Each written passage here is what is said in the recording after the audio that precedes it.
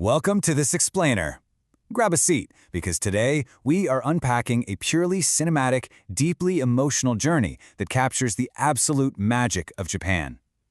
We're talking IMAX-level, breathtaking storytelling here. So get comfortable, because we're about to explore how hyper-fast futuristic cityscapes weave flawlessly together with incredibly serene ancient traditions. Picture this. You're sitting in total darkness. The sound design actually kicks in before you even see a single image. There's this powerful, booming cinematic echo that just shakes the room. And then, suddenly, cutting right through the blackness, glowing red Japanese torii gates emerge, alongside thousands of pink cherry blossom petals just exploding across the screen in ultra-slow motion. Then, out of nowhere, a massive, snow-covered Mount Fuji rises through the moving clouds. We are flying at breathtaking speed toward the mountain, and then, bam, we transition instantly into this futuristic skyline completely bathed in neon lights. Right as the heartbeat sound effects peak, these words hit the screen. This isn't just a country. And the message hits you like a ton of bricks. This is Japan. The lightning, the intense music, those massive snowy peaks, it immediately shatters any idea you might have had of a quiet traditional travel documentary. You know right away we aren't just observing here. We are participating in an epic, high-stakes story. So let's dive right into our first major theme, nature's majestic awakening, and the eternal presence of Mount Fuji. The journey really kicks off by pulling us into this absolute dreamscape. The crazy pace of the intro slows way down. A beautiful golden sunrise slowly illuminates the snowy peak of Mount Fuji. The camera circles the volcano, with these gorgeous cherry blossom trees blooming in the foreground, framing the whole shot perfectly.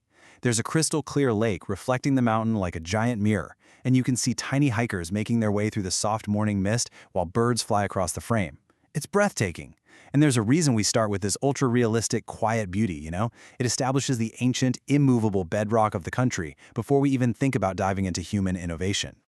But from that profound stillness, we shift gears entirely into the cyberpunk metropolis, neon dreams and hypermodernity. Talk about a massive contrast, right? We literally violently contrast the futuristic streets with those quiet traditions. Imagine a dizzying hyperlapse dropping straight down into the electric heart of Tokyo. It's an absolute blur of neon lights and giant anime billboards. We're watching crowds surging across Shibuya Crossing, rain slicking the streets, luxury sports cars just blurring by. But here's the genius part. Even in this wild electric dream, tradition is still right there. You see things like the ancient Sensoji temple, surrounded by glowing lanterns amidst the chaos. It's such a masterful way to make you feel the exhilarating breakneck speed of hypermodernity without ever losing touch with the past. Now, what's really fascinating is how two massive urban centers can deliver completely different types of sensory overload. While Tokyo gives you that slick, rainy, cyberpunk hyperspeed vibe, Osaka brings a totally different, vibrant energy the second night falls. We go flying through the dazzling lights of the Dotonbori district. But instead of sleek sports cars, the visuals here are huge, moving mechanical crab signs, street chefs theatrically flipping okonomiyaki, and takoyaki cooking in mouth-watering slow motion. Osaka is defined by crowds laughing, street performers, the dramatic lighting of Osaka Castle. It's this incredibly energetic, deeply human atmosphere that honestly just makes you want to jump right through the screen and start eating. Okay, let's catch our breath for a second. Exhale, and step into our next theme, Echoes of Ancient Tradition, exploring the serenity of Kyoto and Nara. We're suddenly wandering through what feels like pure cinematic magic in Kyoto. The transition from chaotic Osaka is just so peaceful. Imagine walking under thousands of those iconic, glowing red torii gates at Fushimi Inari. There's this soft morning fog, and golden sunlight is just barely slicing through the spaces between the gates. We follow a beautiful woman wearing an elegant, traditional kimono walking slowly as cherry blossoms float past her. Then, the view opens up to the breathtaking golden pavilion reflecting perfectly on totally still water, before drifting into the Arashiyama bamboo forest. Tall bamboo swaying gently, magical light breaking through the leaves. It evokes this otherworldly, dreamlike feeling.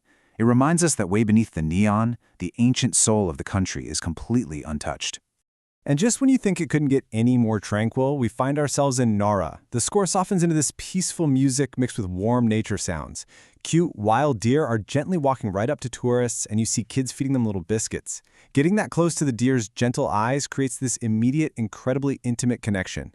And from that tender little moment, we pull all the way back to reveal the awe-inspiring Todaiji Temple, which houses a massive bronze Buddha glowing softly in the warm atmosphere. It's just a profound moment of harmony between humanity, nature, and spirituality.